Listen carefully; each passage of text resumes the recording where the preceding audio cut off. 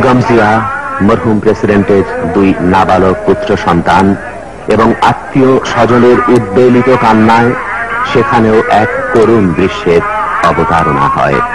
উপস্থিত সকলের চোখ সুসজল হয়ে ওঠে।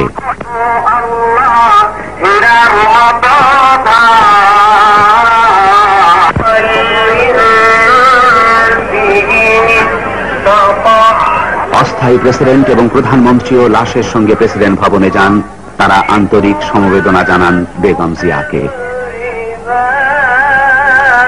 প্রেসিডেন্ট ভবন থেকে মরহুম প্রেসিডেন্টের লাশ সংসদ ভবনে নেয়ার পথে রাস্তার দুধারে সেনা, নৌ ও বিমান বাহিনীর সদস্যরা অভিবাদন জানান।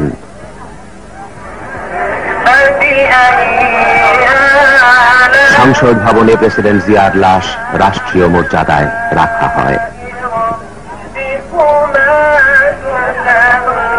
প্রিয় নেতার প্রতি আন্তরিক শ্রদ্ধা জানানোর জন্য, তার লাশের কাছে একবার আসার জন্য সর্বস্তরের লক্ষ লক্ষ মানুষ ছুটে আসে সংসদ ভবনে। সারিবদ্ধভাবে এগিয়ে যায়